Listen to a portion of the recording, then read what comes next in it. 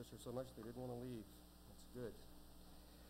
All right, let's join together in prayer. Father, thank you for your great goodness beyond what we can even understand. But we know, Father, that your word tells us that, and so many accounts of you as the great Redeemer, your desire to restore us to the point of sending your Son to die on the cross for us. We thank you and praise you for that. And ask that you would forgive us of the times that we forget that. We think more highly of ourselves than we ought to think, but that we should think with sober judgment of who we are in light of the cross. And that we would explain that love to others as we live and as we speak, that we would not just meet each other's needs in word and talk, but in deed and in truth.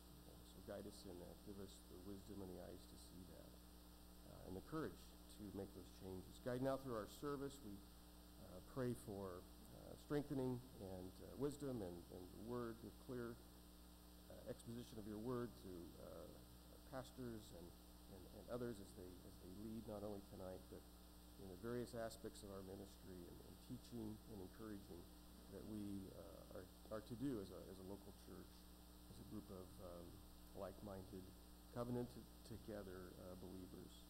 Father, we pray specifically tonight for Alan Carr. Thank you for his work, his leadership there at Green Valley State Park, and the lives he comes in contact with. Guide and direct him, continue to strengthen him, and help him to manage his staff and the responsibilities that he has. Pray for Antonia down in Pensacola. Continue to strengthen her and help her to finish strong.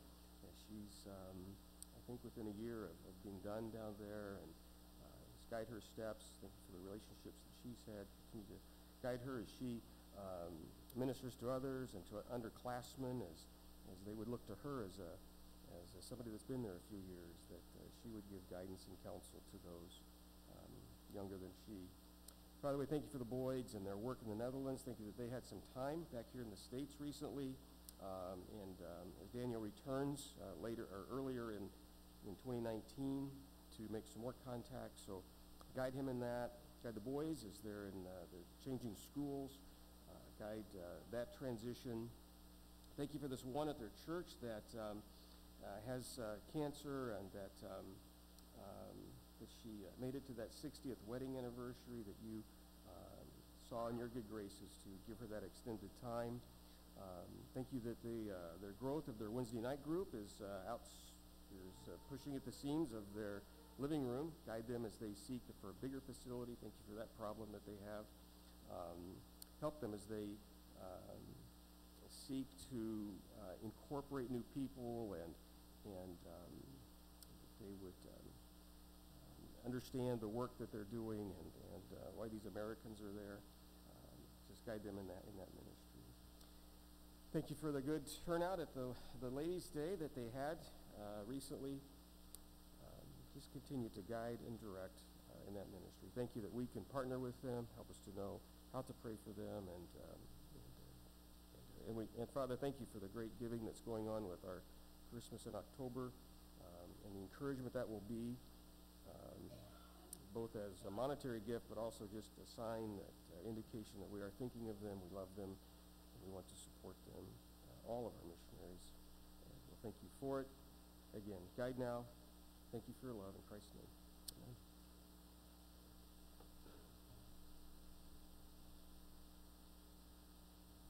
Let's stand together as we sing about the mighty power of God. It's interesting to see the seasons change, but I always love going outside on a clear night and looking up and seeing the stars. And so the first verse talks about what God has done, even in creation. So let's think about the words as we sing together. Oh, maybe we don't have a PowerPoint. Pardon? 128. Sorry about that. I didn't look back there. I have the words. I'm not sure what your problem would be.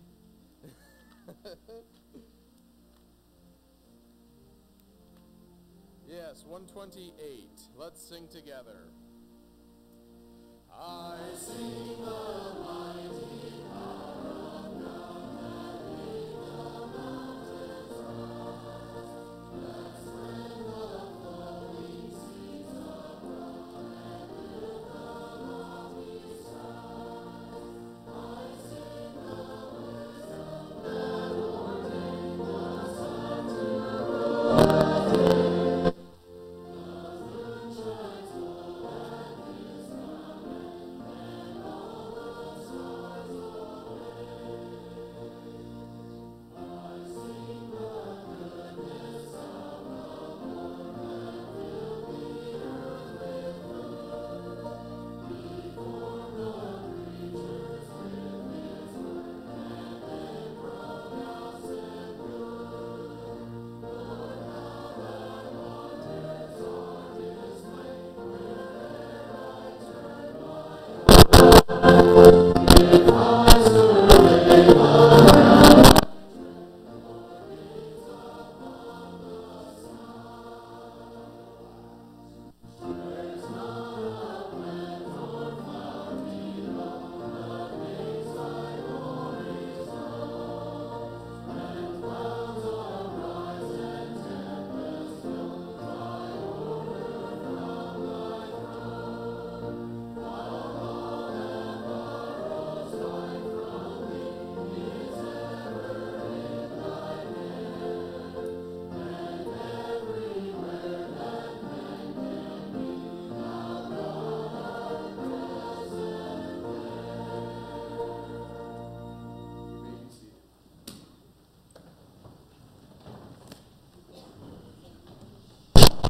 That's a sound I haven't heard in a while. Hymnals closing and going back in the rack. Well, thankful that you're here tonight. I'm looking forward to the opportunity to be able to worship together, and we're thankful for how God continues to demonstrate His blessings. A couple things I want to show you from the bulletin that you can take note of. Don't forget, 2 Sundays from tonight is Daylight Savings Day, and so that's the Sunday that you want to remember on Saturday evening to fall back. So by technicality, you get an extra hour of sleep, or if you can do like I do, stay up an extra hour and think, well, I'm going to be fine tomorrow because I get an extra hour of sleep. So make sure you set your clocks back there that night so that on November 4th, same times for the morning services by way of Sunday school and ABF and the morning worship service. But then our Sunday evening service will move back to 5 p.m., and that will move any of our afternoon activities back another hour as well. So Melody Makers will start a little bit earlier. Deacons meetings will start a little bit earlier, and you'll just want to take note of those things as we go along. And then also next Sunday is our last Sunday for the Missionary Christmas in October. So we have Christmas in Oct right now, and just a few more letters to go. So we're praising God for what He continues to bring in by way of that offering. And somebody asked me, how do we have 32 missionary partners? And this includes our missionaries who are on the missionary board, as well as any of our retired missionaries who have gone through the 5-year cycle of support, but that we still continue to give to by way of this Christmas in October love offering. So that's how the number increases to 32. And so we want to really be a blessing to each one of them. And so I pray that you'll continue to give as God leads you to give there. A couple announcements there by way of our college ministry and our youth ministry. And so you can take note of those, and hopefully you'll get a chance to take note of those, as well as to read the update there from the Boyds there in the bulletin. Let's go ahead and have our guys come forward, and we'll go ahead and receive our evening offering, thanking God again for this opportunity to worship Him through our giving. Would you pray with me? Father, thank you again for your faithfulness demonstrated every single morning, so we can say together, great is your faithfulness. We know, Lord, that you are a good God, and that you provide everything that we need, that every good and perfect gift comes down from you, and so that you're the one that's worthy of our worship and praise even in this time of giving now. We're trusting you to provide for what's needed by way of our church budget, but we're also trusting you to lead us in preparations for the assimilation and adoption of our 2019 budget. So, Lord, I pray for wisdom for our finance team as well as the deacons and pastors as we work through those things in these coming months. And Lord, we are grateful for how you continue to demonstrate your faithfulness. And Lord, may we worship you in that even here tonight as we give. Thank you for this opportunity, and I pray that you would continue to show your faithfulness even throughout tonight. We ask this in Christ's name.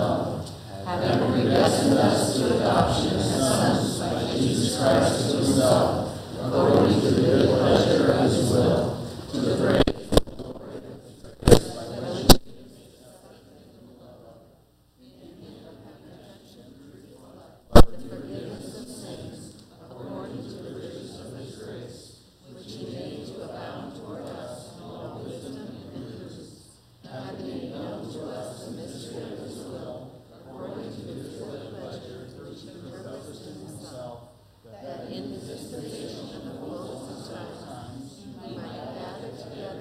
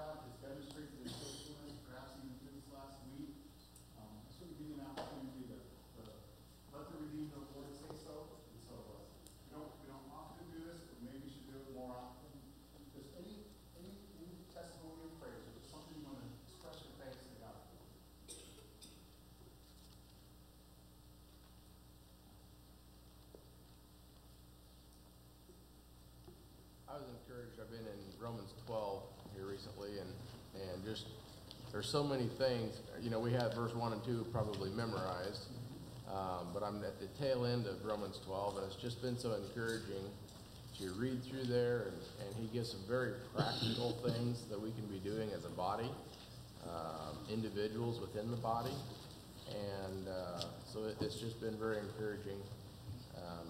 God's been using his word in my life. Yes, that verse 21, don't be overcome by evil, overcome evil with good, very, very practical theology. Anyone else? Just a testimony of praise. If you were to be reading the word, how God has met with his grace.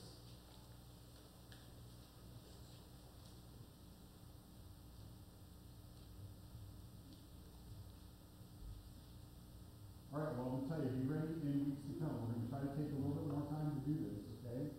And we're going to take a little bit more time to try to let you give thanks and praise to God. And we're ramping up on the time of the year in the calendar, and it should be a little bit more natural than even just any old week that we have together. So we'll be able to express God's thanks in that, and be able to just express God's goodness in that. So we'll do that together. Let's go ahead and have a word of prayer and thank God for the opportunity to be together here tonight. Father, we are grateful for how you continue to show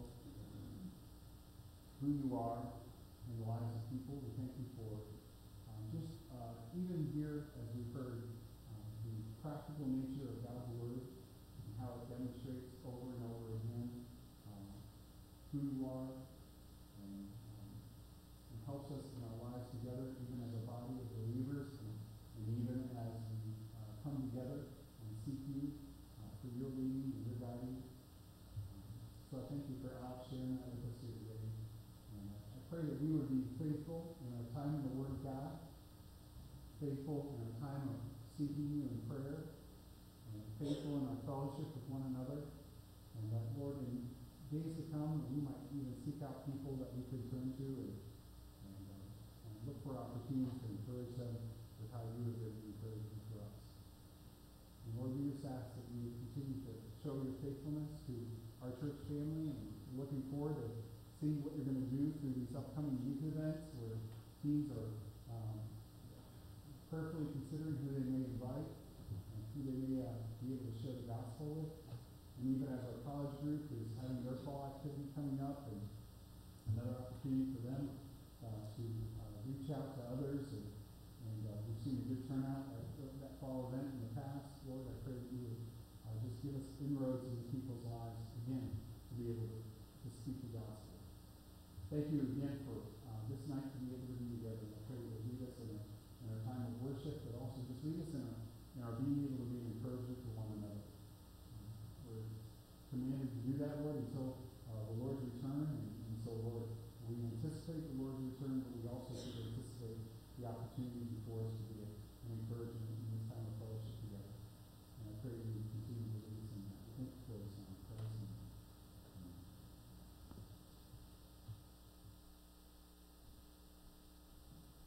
Came prepared this time. I got my hymn book already, just in case. It is well with my soul. And okay, we do have it. So 705 if you want to use the hymn book. It's interesting. We try to sing as a family on the way into church on Sunday mornings in particular. And each one of us choose the next song, go down through the order of our family. And so the song I chose this morning was It Is Well With My Soul. And the kids weren't familiar with the story behind that song. And we're not going to go into all of that this evening, but if you don't know the story behind It Is Well With My Soul, you need to look it up, because it was not written at a real pleasant time in Horatio's life. It was a very sorrowful time. But yet, because of God's word, he could say, it is well with my soul. So let's stand as we sing together. Think about the words as we sing.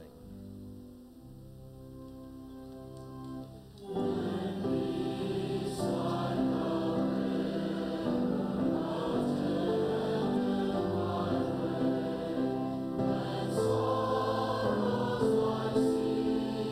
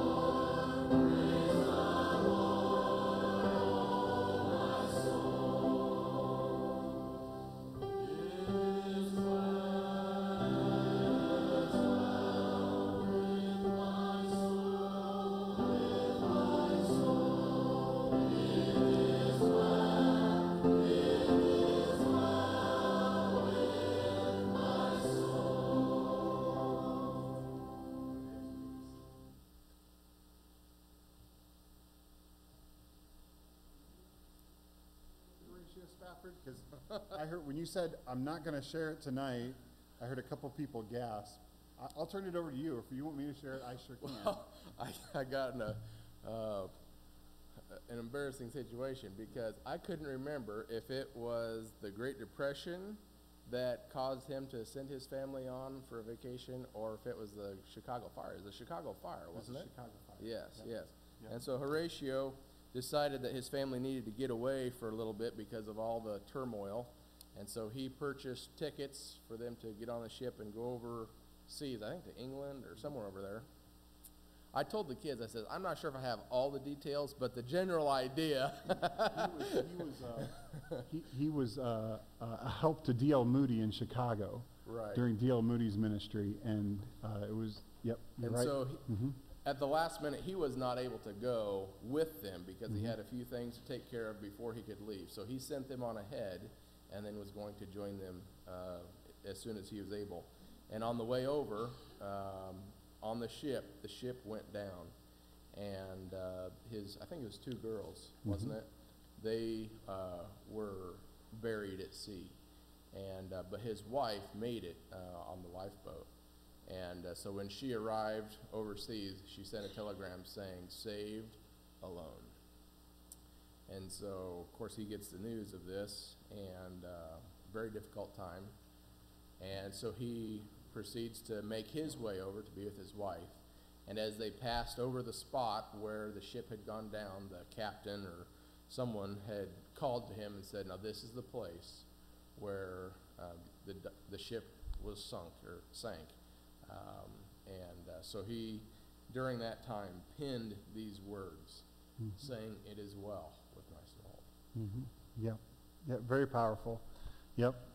Well, I know the section behind me gasped when you said you weren't going to share it, so it is a powerful message, and it does even fit with what we want to talk about here tonight. Would we question whether or not God was protecting Horatio Spafford's family? I mean, he lost his 2 children, so would we question God whether or not God was protecting Horatio Spafford's family? Some would say, well, God was obviously not protecting them because something bad happened. Something bad happened. I visited with a gentleman this last Wednesday who told me, well, when my 6-month-old child died, that's when I decided that God doesn't care anymore. God doesn't exist. And that's when I stopped believing in God. Because something bad happened, he said that was his justification for not believing in God. Let me ask you this. Those of you who have been through tragedy in life, and I'm not asking for a verbal response here, but those of you who have been through difficulty in life, perhaps the death of a child, the loss of a spouse, a difficult doctor's visit where the news is quote-unquote medically bad news, has that difficult time been a time when God has become more real to you? Or when a time when you've just said, that's it, I don't believe in God anymore? I dare say if we actually went around the room, we started hearing testimonies that the difficult times in life is when actually God has actually become more of a reality in our lives. And in that difficulty, Horatio Spafford took his pen, and I think he dismissed himself down to his cabin, and he took out a blank piece of paper, and if I remember correctly, for the first couple minutes, he simply wept, and he had nothing on the page. And then he simply wrote those 3 words, "It is well." And he said it was the Spirit of God just took over the rest as he began to write that hymn and began to account God's faithfulness. God's faithfulness. Well, we've been stumbling our way through the book of 1 Samuel. I can say it that way.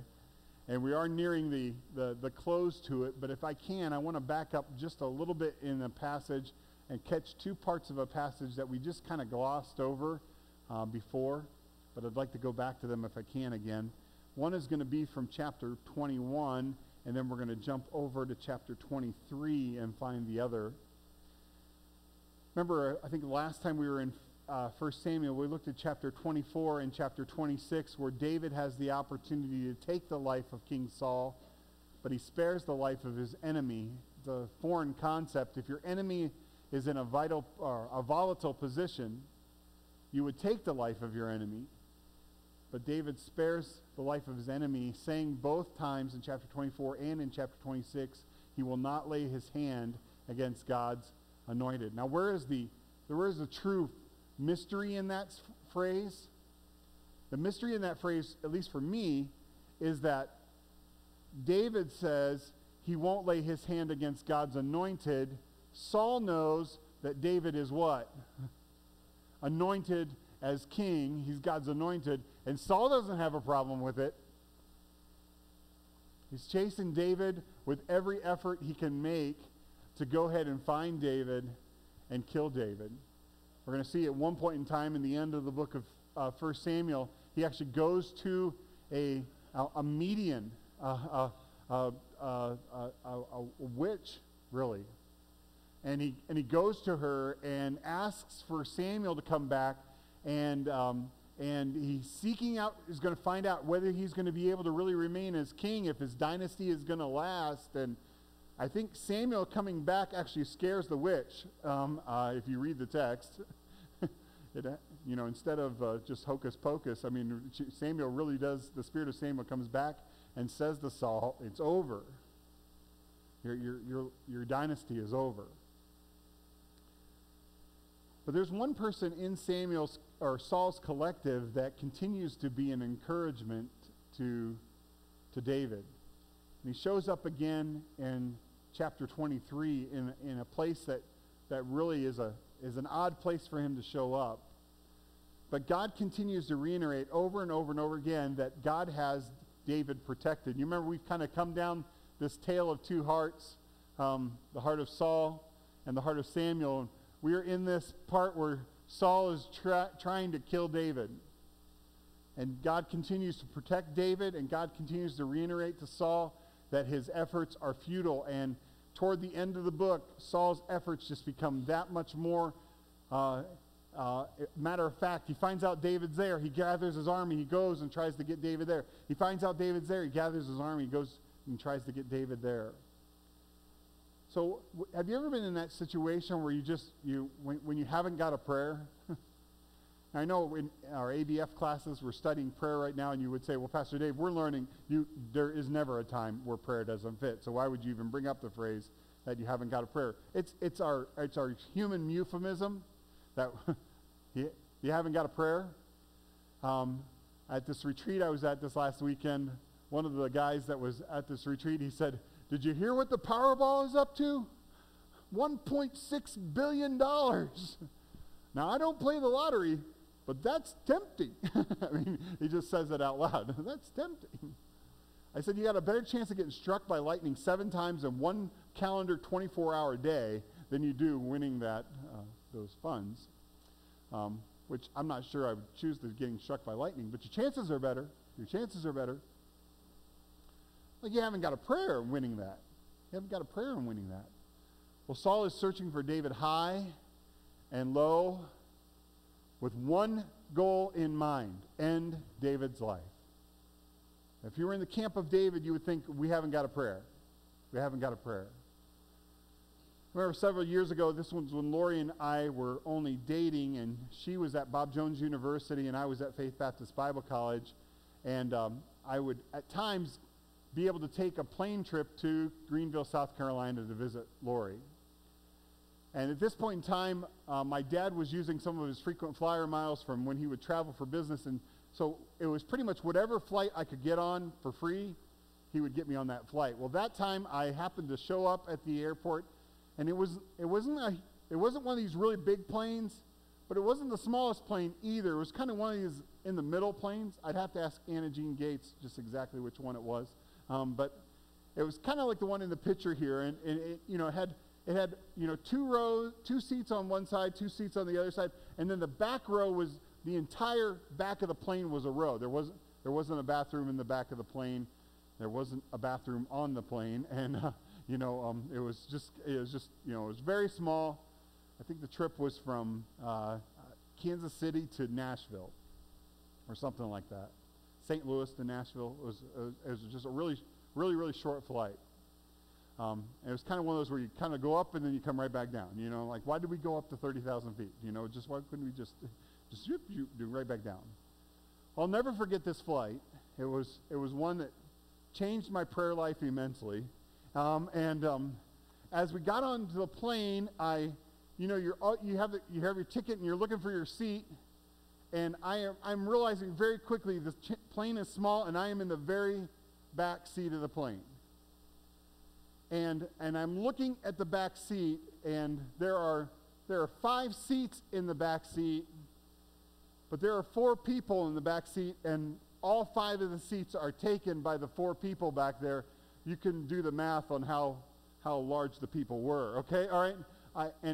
I get back there, and I am in, if there's 5 seats and we're numbering off here, 1, 2, 3, 4, 5, I am in seat number 2, so I'm behind the seat that's there, but I'm in seat number 2, and I remember I stepped back there and I said to the lady, that's my seat right there, and she scooted over like this, and she said, okay, there you go, and somehow I squeezed my body in there, and and I got in there, and then you have to do the embarrassing, reach down for the seatbelt thing, which is just like, it's just, it's just a bunch of squishy, and you're just like, come on, I just want to find my seatbelt, and I finally got that done, and my hips are being compressed, in the middle back here. I'm back with the Weeble Wobble family reunion, okay, all right, and, I'm stuck in the back.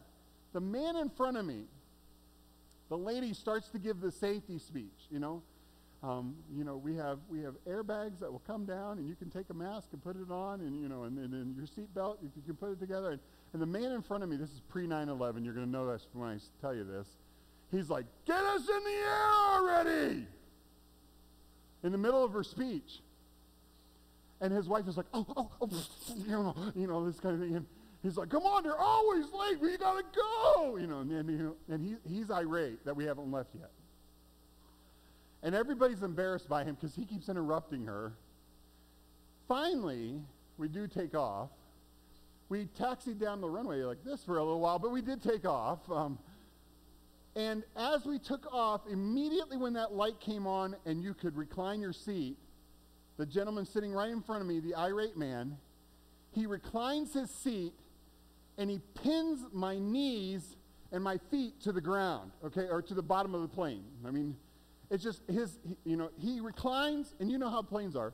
He's right here. He's like, hi there, there's no room anymore, and my feet are like at the bottom. I can't use my tray. I can't recline my seat. I'm in the very back, being pressed together by the people that are behind me, and he goes to sleep. And you can tell he's asleep good because he's drooling. And he's out, and my legs are starting to fall asleep, and we're flying along in this plane, and all of a sudden we hit turbulence and an air pocket. Okay, now I got some science here for you. Okay, fast wind goes on top, slow wind on the bottom. That causes a plane to do a roller coaster hill. Okay, all right. At least that's what it feels like. And we start to go in this air pocket, and everybody screams out loud. I mean, there's Sprite flowing through the air, from somebody. We were just going down. And I remember in the middle of that moment, I let out a prayer that went, Lord, please, no, I want to see my girlfriend, please, not now. And God said to my heart, I got you in there good and tight. Even if you crash, you're padded all around, You're not going anywhere. You're the safest place you can be right now. Now, I tell you that because, there are times when we can just start to question, God, are you really in control? Are you really what you say you can be? Are you really all that you say you are? For David, he had to wake up some of these mornings and go, God, this man wants to kill me. It's not just that he wants to wreck my life and make it bad and make it terrible. He wants my life to end. Are you really going to make good on your promises to protect me? Well, look at chapter 21. As God demonstrates again that as dangers endure, can God really really promise to his protection? As his dangers just kind of keep on coming, can God really promise his protection? And how does he demonstrate his protection? Number one, here we are. God promises to provide amid danger.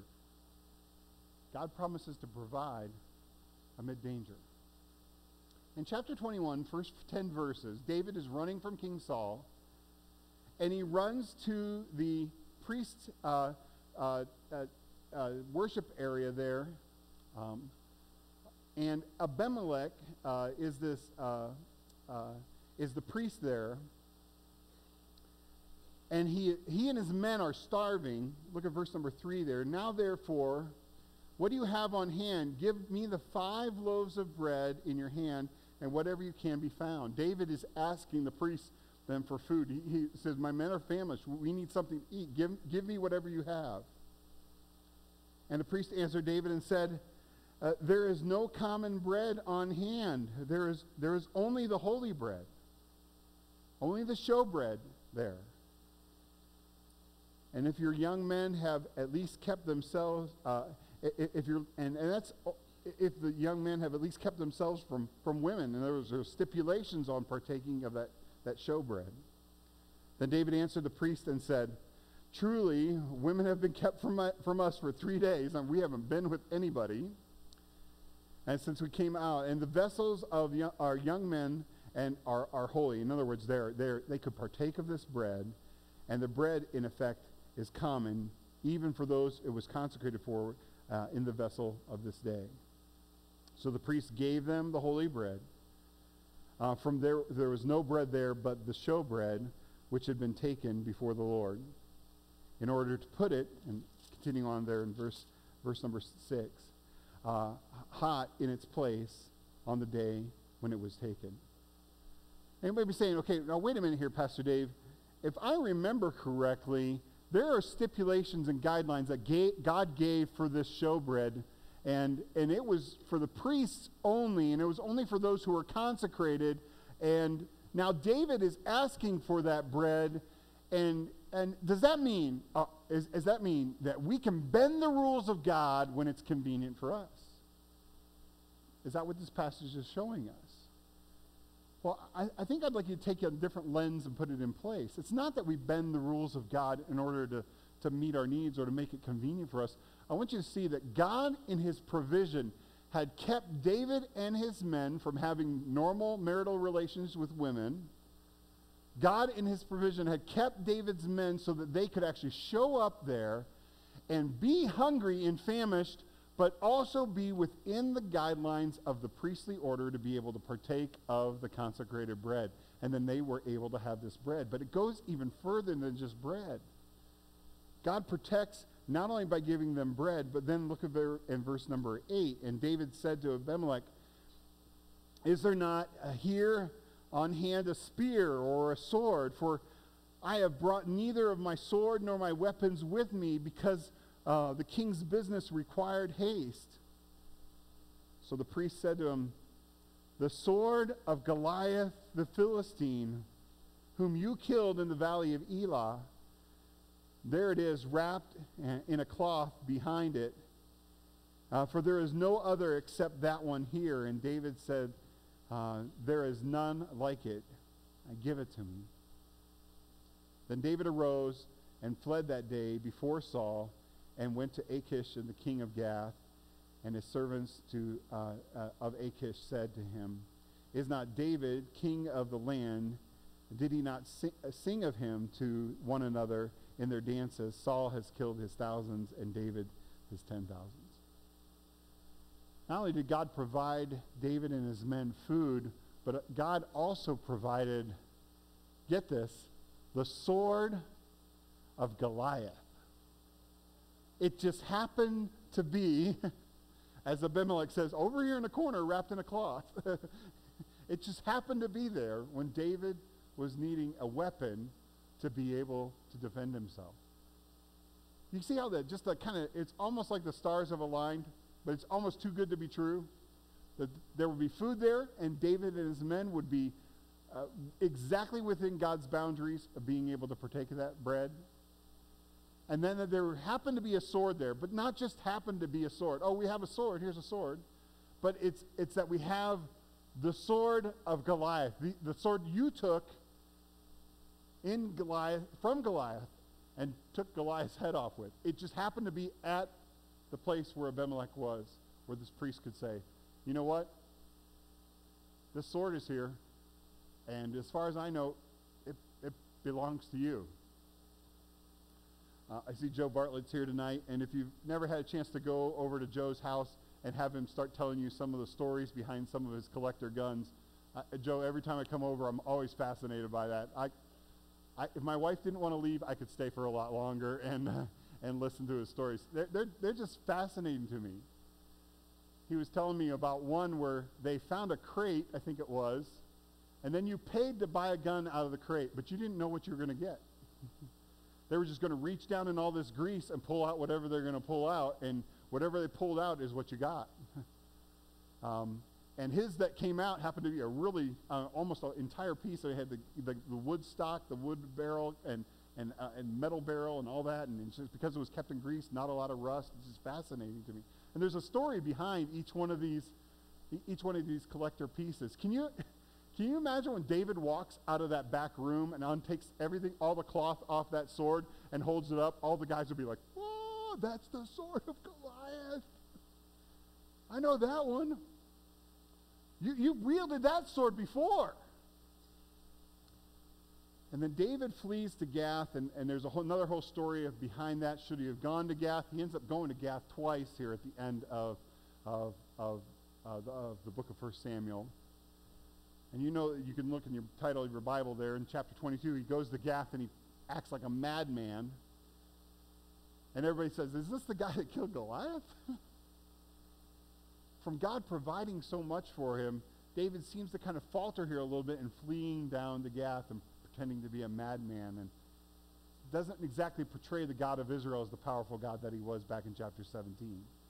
When the people of Gath remember the Saul and David song, Saul's killed his thousands, but David has 10,000. They can't believe that this madman is the one who killed Goliath. But God provided food and provided a sword. Well, as David continues to flee, he ends up leaving Gath, and he's running through the wilderness, and Saul is in hot pursuit. And one night when it seems like there is not a prayer again, God sends comfort. God sends a message of his protection, and it comes through this man named Jonathan. Point number 2 there here is God promises to encourage amid danger. You know, it's very often that I've heard testimonies from people that when times there's been the greatest amount of danger, God has been the greatest comfort, the greatest encouragement, or God sends somebody to be the greatest comfort or the greatest encouragement. Look at chapter 23 and verses 14 through 18. Now David stayed in the strongholds in the wilderness. That means he's hiding in caves in the wilderness. And remained in the mountains of the wilderness of Ziph. And Saul sought him every day. But God did not deliver him into his hand. God's protecting him. So David saw Saul had come out to seek his life, and David was in the wilderness of Ziph in the forest. Then Jonathan, Saul's son, arose and went to David in the woods and strengthened his hand in God. Now, folks, listen, I just want to make a quick application here, and then I'll finish reading the text here for us. You might be saying, well, Pastor David, I'm not facing anything in difficulty in my life, and I'm not struggling with anything by way of difficulty in my life, and I don't understand how this applies. What does this have to do with me? I'm not in this situation whether I haven't got a prayer. Maybe God wants you to come alongside somebody else and strengthen them in their walk with God. Maybe it's just a simple, you know what, I'm going to pray for you. Maybe it's a simple, hey, God is going to be faithful. And in a time when, okay, who's going to be David's greatest comfort in this moment? David is fleeing for his life. Who's going to be David's greatest comfort? I wouldn't have picked Jonathan to show up on the scene at that point in time. Would you have? And yet what happens? Jonathan shows up on the scene, and Jonathan sits there and says to him, hey, I want to strengthen you in your walk with God. I want to strengthen your hand in who God is and what God is able to do. And so he said to him, do not fear. From the hand of Saul my father shall not find you. You shall be king over Israel, and I shall be next to you. Even my father Saul knows that. And the two of them made a covenant before the Lord, and David stayed in the woods, and Jonathan went to his own house. David was strengthened by his friend Saul. Now, some people may ask, well, why is this picture so out of sorts? I mean, aren't they supposed to be two teenage boys? Well, actually, documented is that Jonathan was much, much older than David. And yet, what do you find Jonathan doing? Jonathan came to David and strengthened David and made a covenant with David and said, look, my father may be against you, but God is not going to deliver you into my father's hand. God's going to protect you. And the covenant that they made with one another, please don't let the hyper same-gender relations people that try to twist this relationship between David and Jonathan into something that it's not. A covenant relationship between the two of them is simply a God-bound promise. When two people stand before a body of believers and a covenant together to love one another, for rich or for poor, for sickness and health, I mean, that's a God-bound covenant that they make in marriage. And David and Jonathan, they make a friend to friend, brother to brother, God-bound covenant with one another. And Jonathan is saying, look, I'm never going to turn into my father. I'm never going to be one that's going to seek your life. I'm always going to be one that's going to protect your life. That's what Jonathan says to him. And David says the exact same. Remember, David had made a promise that he would protect the household of Saul. And then Mephibosheth, we're going to find out later, was fleeing with the servant lady, and she falls on him, and he becomes a cripple for the rest of his life. And what does David do? David welcomes this crippled boy into his home and takes care of Mephibosheth the rest of his days. Because he made a covenant promise. And so this promise is a reminder that God encourages even in times of danger. And that encouragement, folks, that could come from you. That could be you coming alongside someone else in their time of difficulty or their time of trial. Just this last week, many of you have been praying for Bernard Stamper. He had his abdominal surgery this last week. And Wednesday, when we were there together and we read some scripture and we prayed together, and it's always kind of fun when nurses come in and then they're getting ready to take him, and you just say, can we have a word of prayer together? And they stop and they pray with you. That's always really fun.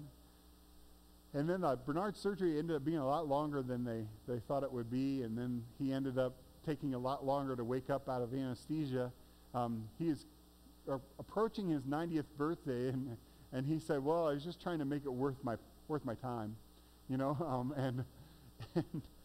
remember we went over and Lori and I went over and picked him up from the hospital and gave him a ride home, and Linda was home to take care of him at home. I don't want you to think we just dropped him off at the empty house. Hey, good luck, and then took off, but Linda was there at home. And it was just interesting. On the way home, of course, Bernard. He's going to tell you every story under the sky, okay? And that's just fine. But just listening to him recount God's faithfulness. Even as God has just demonstrated that once again. Yeah, surgery was a little bit longer, but, God's been faithful. Yeah, in just his own words, in his own way, he just kept recounting God's faithfulness, even in time of difficulty. I dare say if I'd come through surgery, I don't know if the first things that I would be saying out of my mouth would be things that have to do with God's faithfulness. But that's what we found from Bernard. It just came back to God's faithfulness. I remember when Jim Oshel was taking me home for my first carpal tunnel surgery. I turned to him and I said, how did I get dressed? And he said, well, that nurse helped you get dressed. And a nurse did? Didn't you help me get dressed? Oh, no, Dave, I didn't do that for you. Our whole conversation was, how did I get dressed after surgery? It's just like, what's Bernard doing? He's recounting God's faithfulness. Maybe we could be that same encouragement to somebody else. I don't know, maybe a person that's here, maybe a person that we come in contact with this week, of reminding them that God is going to be faithful. I don't know, but when I put these two passages together, and yeah, David has that little gap there where he runs off the Gath and acts like a madman, but God continues to remind him, I have you taken care of. I have you in the safest place you can be. And God is preparing David for the big task of becoming king over Israel. And God is dealing with Saul as well at the exact same time. And I hope those things have been an encouragement to you here tonight as well. Let's pray together. Father, thank you again for demonstrating your faithfulness in David's life and in the lives of his men, and for sending Jonathan to be an encouragement to David, to strengthen his hand in you. And I thank you for just the testimony of how that can be so powerful in our own lives, and I pray you would help it to be powerful in the lives of others around us too, that we would be that encouragement. Thank you for being able to be together here tonight. I pray your blessing on us throughout this week. Bring us back again safe this next Wednesday, and for our Bible studies and Awana, and Lord, I pray that you would also just go before me as I head to Chattanooga next weekend to try to be an encouragement to Matt and Julia. And I just pray for just a real wisdom in that trip, and your leading and your guiding in that trip. And we just look forward to, again, recounting your faithfulness in these things now. We thank you for this now in Christ's name. Amen. Alex?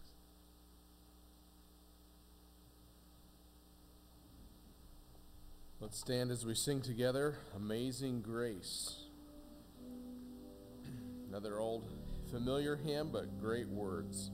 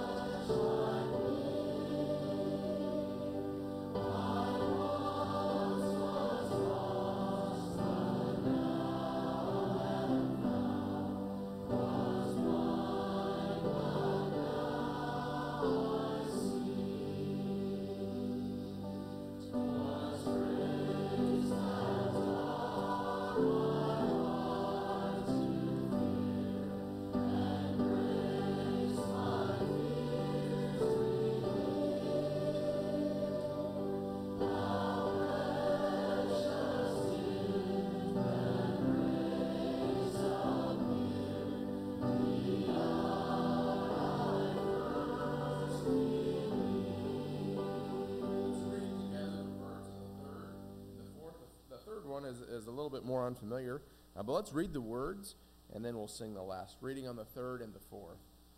The Lord has promised good to me. His word my hope secures. He will my shield and portion be, as long as life endures. Through many dangers, toils, and snares, I have already come. 'Tis grace hath brought me safe thus far, and grace will lead me home. Let's sing on the last. When we've been there 10,000 years, bright shining as the sun, we know best days to sing God's praise. And